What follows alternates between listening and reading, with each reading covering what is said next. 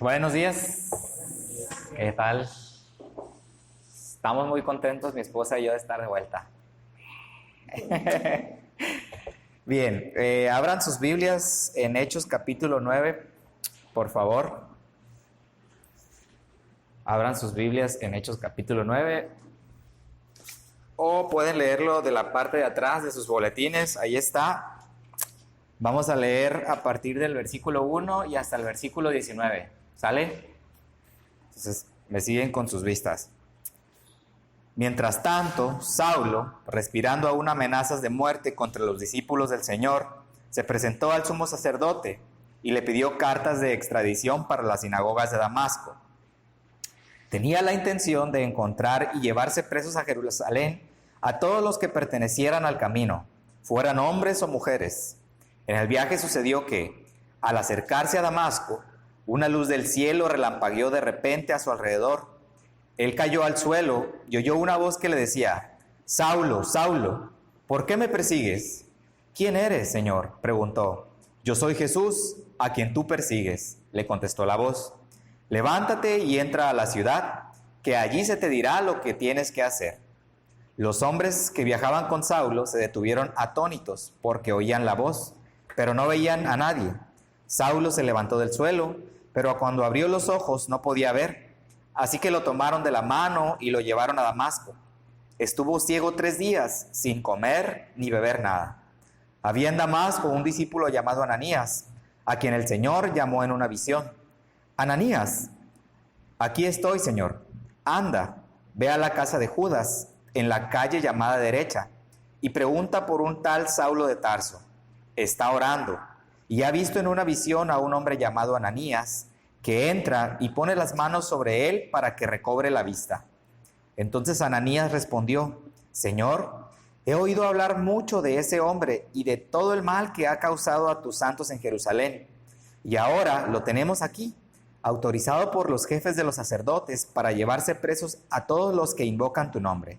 Ve», insistió el Señor, «porque ese hombre es mi instrumento escogido para dar a conocer mi nombre tanto a las naciones y a sus reyes como al pueblo de Israel. Yo le mostraré cuánto tendrá que padecer por mi nombre». Ananías se fue y, cuando llegó a la casa, le impuso las manos a Saulo y le dijo: «Hermano Saulo, el Señor Jesús, que se te apareció en el camino, me ha enviado para que cobres la vista y seas lleno del Espíritu Santo».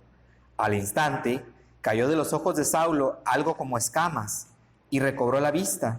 Se levantó y fue bautizado, y habiendo comido, recobró las fuerzas. Amén. Vamos a orar para continuar con el mensaje. Señor, te rogamos esta mañana que hagas con nosotros como hiciste con Saulo de Tarso, que nos muestres aquellas cosas en las que estamos mal, que quites de nuestros ojos la ceguera para ver y poder arrepentirnos. Te pedimos que envíes a nosotros, que pongas a nuestro lado hermanos que nos den esperanza y que nos guíen a ti, Señor. Gracias por la misericordia que nos ofreces, porque siendo tus enemigos no nos has consumido y nos has hecho tus amigos. Bendice nuestra meditación esta mañana. En nombre de tu Hijo te rogamos, Padre. Amén. Muy bien, como ya se dieron cuenta, esta mañana vamos a regresar al libro de los Hechos. Los últimos sermones que prediqué fueron de otros pasajes para darnos un descanso del libro de los Hechos, y hoy vamos a volver. Y en nuestra lectura, que fue el capítulo 9 de Hechos, se nos narra la conversión del apóstol Pablo. En eso pasaremos tiempo pensando esta mañana, en cómo este hombre que se llamaba Saulo de Tarso y que era perseguidor de la iglesia de Cristo, fue convertido por la visita personal de Jesús mismo. Y de ahí pasó a ser el más grande predicador del evangelio entre los gentiles. Es un suceso muy impresionante. ¿Con qué frecuencia el Señor acude en persona a mostrar a alguien quién es Él y que ha resucitado? Solo fue a unos cuantos en aquel tiempo, a quienes iban a ser sus apóstoles y testigos de su resurrección. ¿Y por qué habrá hecho esto el Señor con Saulo? ¿Por qué molestarse? Él no tendría por qué humillarse en ir a mostrar ante cualquier persona quién es Él y que ha resucitado. No tendría que haberlo hecho por ningún hombre, ni siquiera por el más grande de los ángeles. Mucho menos por alguien como Saulo de Tarso, un hombre que lo odiaba con todo su ser y no tenía ningún interés en él por saber quién era Jesús. Es para nosotros una pregunta difícil de entender. ¿Por qué? Para nosotros no tiene sentido querer tener algo que ver con alguien que se esfuerza tanto por destruirnos o por hacernos daño. Pero fue lo que el Señor hizo. ¿Y por qué? Bueno, ¿quién era Saulo de Tarso? Para tratar de entender la respuesta a esa pregunta. La primera vez que oímos de él en la palabra de Dios es cuando se nos dice que estaba ayudando a unos hombres furiosos a matar a Esteban, un testigo fiel del Señor. Esteban era un buen hombre que amaba a Jesús y le servía y cuidaba de la iglesia del Señor. Pero Saulo consideró que este hombre que amaba a Jesús no merecía vivir. Y ahora lo primero que leemos en el capítulo 9 es que Saulo respiraba amenazas y muerte contra los discípulos de Cristo. Saulo era muy celoso por la gloria de Dios, orgulloso de su religión y estaba dispuesto a proteger lo que creía. ¿Y qué creía? Creía que Dios enviaría al Mesías prometido por Moisés. Y creía que Jesús de Nazaret estaba usurpando ese lugar. Pues para él era imposible que Jesús fuera el Hijo de Dios, el Salvador de Israel. Él escuchó la predicación de parte de Esteban, que dijo: Jesús es el Mesías y ustedes lo están rechazando como han rechazado a todos los profetas que vinieron detrás de él. Y Pablo no creyó. Le parecía imposible que Jesús fuera el Mesías.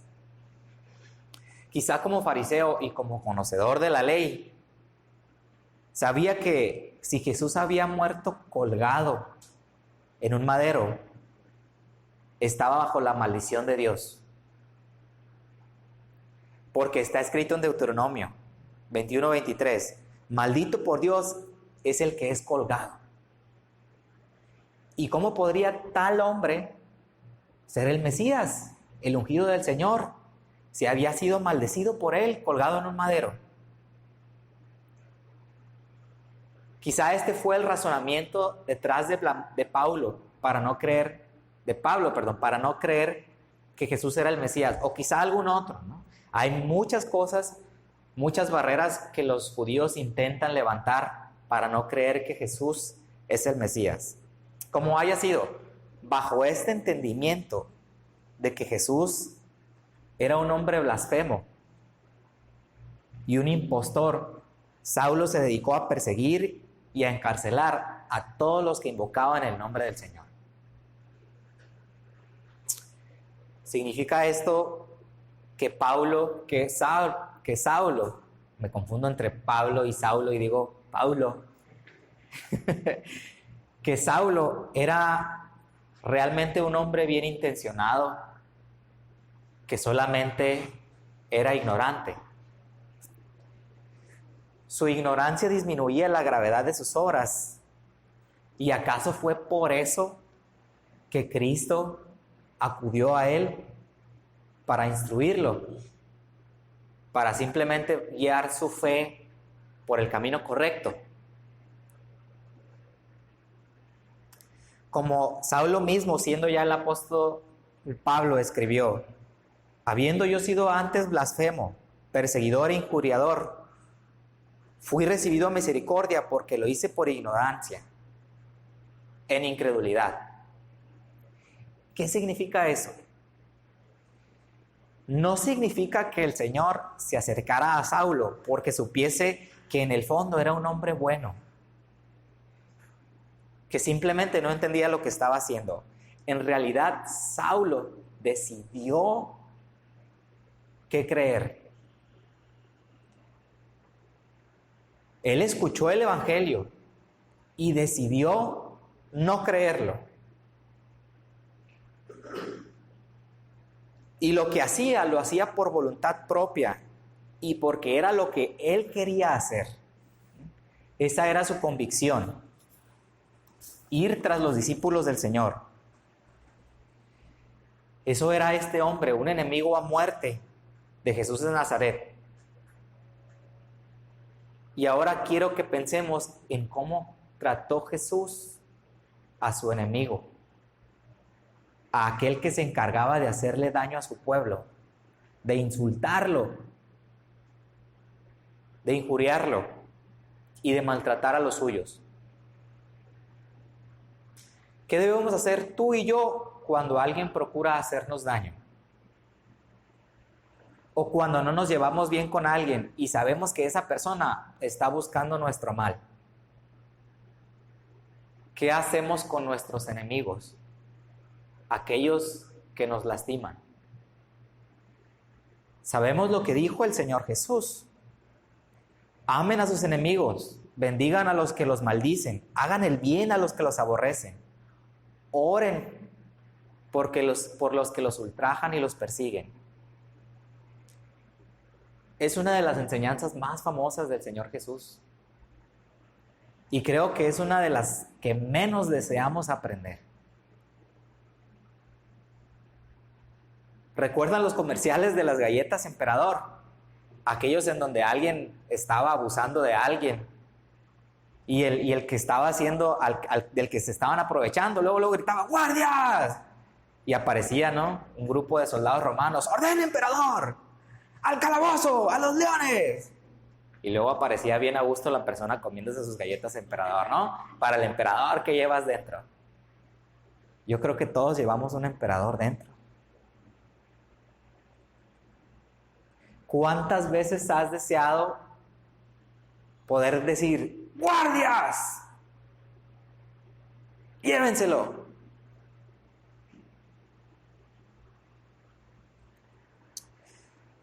Pero Jesús, que podía haber hecho eso y que en verdad hubieran aparecido sus ángeles, nos muestra un camino diferente. Amar a tu enemigo es el camino que Él nos muestra, que Él nos muestra, perdón. ¿Y qué significa? No significa ignorar los pecados de aquella persona que te ofendió. Jesús no ignoró la enemistad de Saulo hacia él. ¿Qué hizo con ella? La destruyó. Se le presentó en el camino, derribándolo de su caballo y confrontándolo: Saulo, Saulo, ¿por qué me persigues? Y Saulo debió haber estado pasmado, en shock, al ver la luz que radiaba del Señor y oír su voz como de trueno.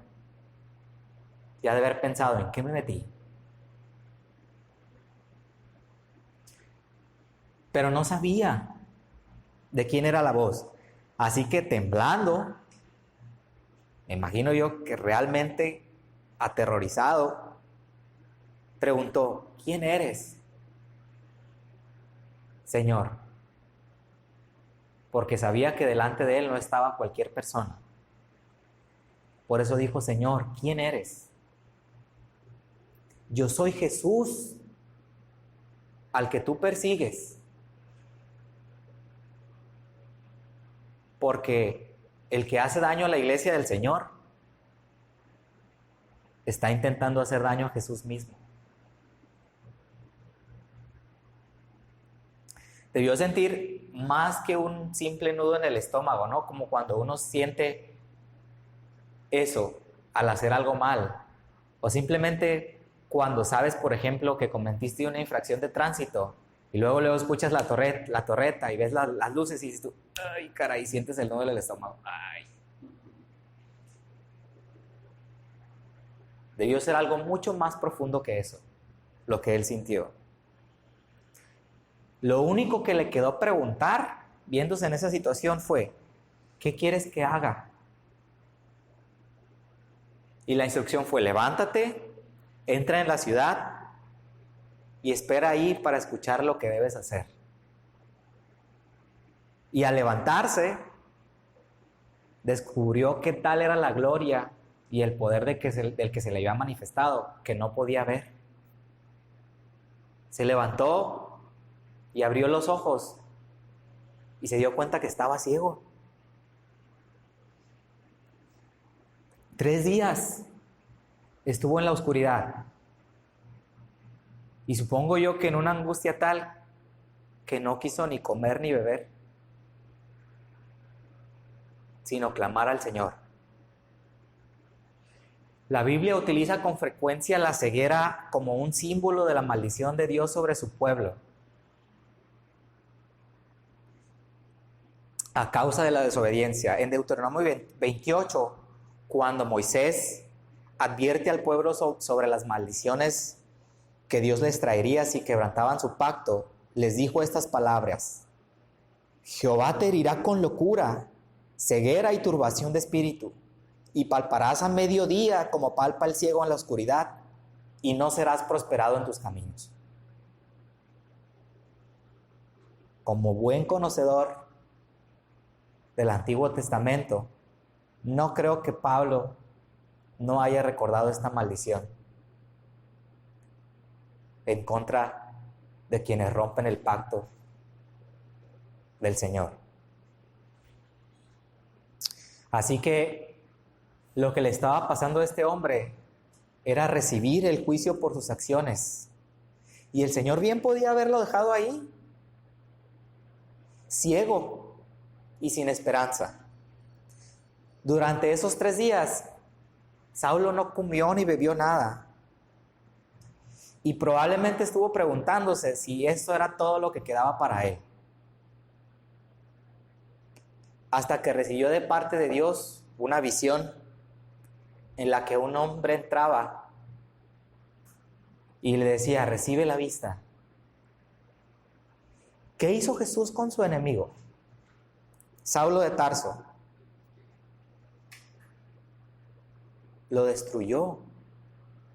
Destruyó esa enemistad e hizo de él un hombre nuevo.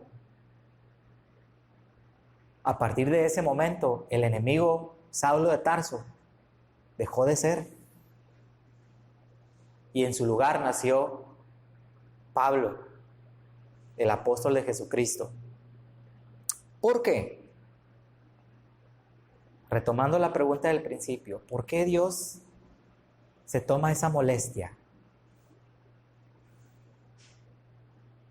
La respuesta la da Jesús mismo, cuando envió a un mensajero a revelarle a Saulo cuál sería su misión, cuál sería la misión de su vida a partir de ese momento.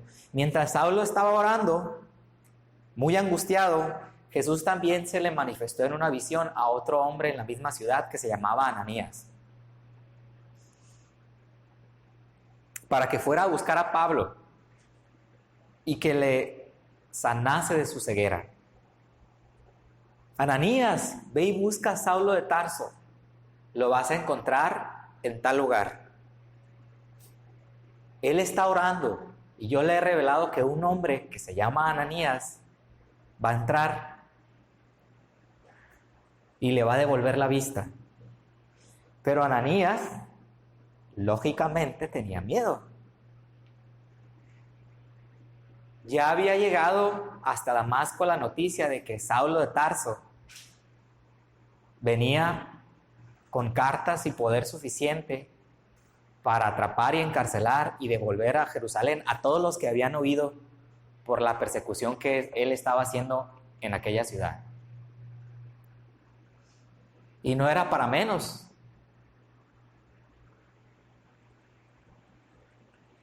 Así que, sinceramente le dice a Jesús: Señor, es que yo he escuchado de ese hombre cuánto ha perseguido a tu pueblo y cuánto mal ha hecho a los que te aman. Y sé que vino acá para perseguirnos y para encarcelarnos.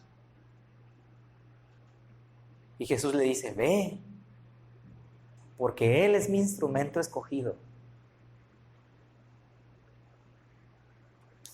En ese momento Jesús le revela a Ananías por qué razón se le manifestó a Pablo en el camino. Ve, porque yo lo he escogido.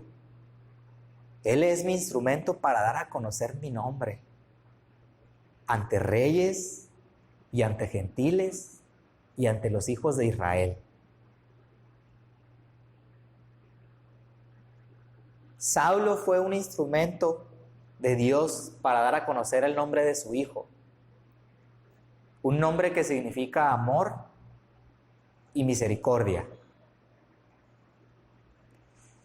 ¿Qué tanto sabemos tú y yo de lo que Dios quiere y puede hacer con nuestros enemigos?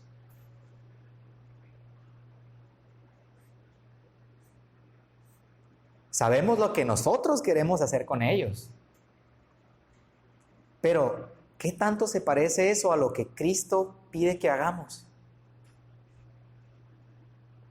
¿Y qué tanto se parece eso que nosotros quisiéramos hacer con nuestros enemigos a lo que Cristo hizo con nosotros mismos? Porque en las mismas palabras de Saulo, siendo ya el apóstol Pablo, nosotros también éramos en otro tiempo insensatos, rebeldes, extraviados, esclavos de concupiscencias y deleites diversos, viviendo en malicia y envidia, aborrecibles y aborreciéndonos unos a otros. Eso fue lo que Pablo le escribió a Tito. Es fácil, cuando se trata de perdonar a nuestros enemigos, olvidar que nosotros mismos también fuimos enemigos y que aún podemos comportarnos como tales, a pesar de que ya fuimos reconciliados con el Señor. Recordar eso ayuda a querer cumplir el mandamiento de amar a los que nos hacen daño, a los que nos aborrecen, porque nosotros fuimos amados cuando debimos ser castigados. Nosotros debimos acabar en tinieblas, en esa ceguera. Pero aquí estamos, con la oportunidad de ver y experimentar la gracia de Dios.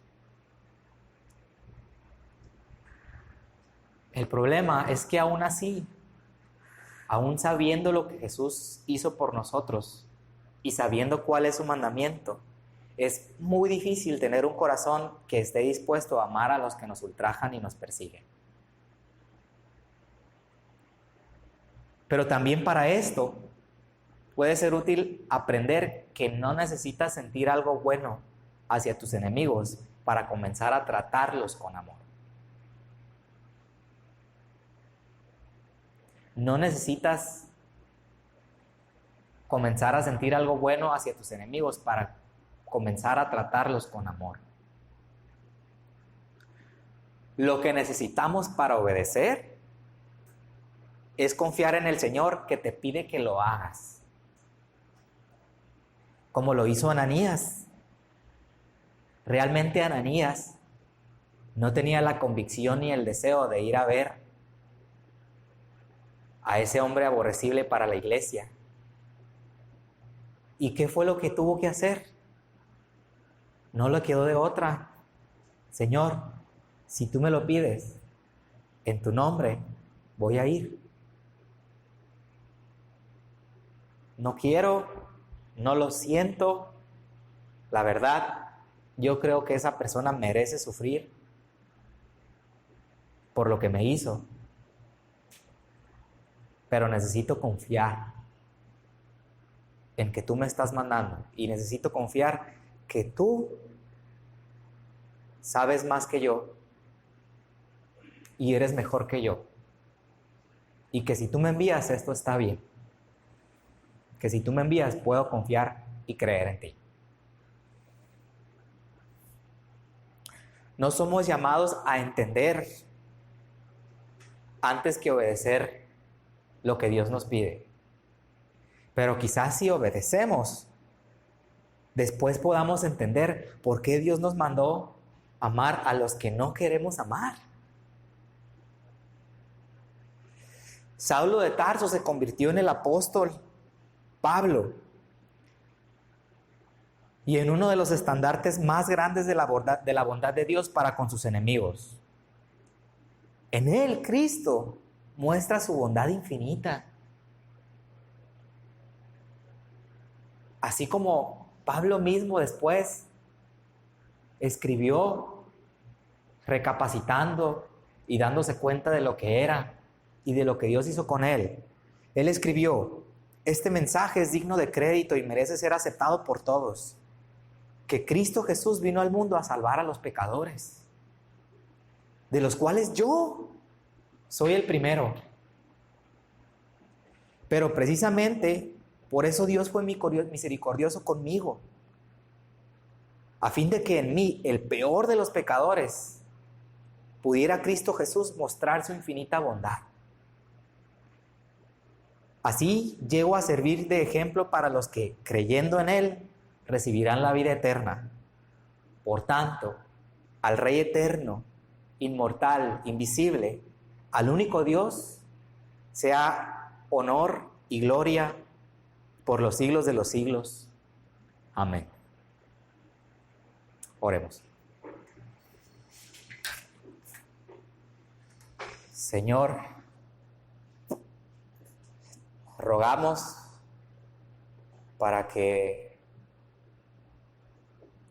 caigan de nuestros ojos las escamas y para que podamos ver y tener esperanza en ti, en el sacrificio que hiciste y cómo, siendo tus enemigos aborrecibles y aborreciéndonos entre nosotros y a ti mismo, tú nos salvaste. Tú nos diste misericordia en lugar de ira y vida eterna en lugar de muerte. Señor, ayúdanos a creer en eso, a confiar en ti cuando tú nos mandas amar a nuestros enemigos y a tener la fuerza con esa fe y esa esperanza de hacer lo que tú nos pides y de tratar con amor cuando somos maltratados, de ser conscientes de que no sabemos qué puedes hacer y qué quieres hacer tú con nosotros y con nuestros enemigos. Ayúdanos, Señor. En Cristo Jesús te rogamos. Amén.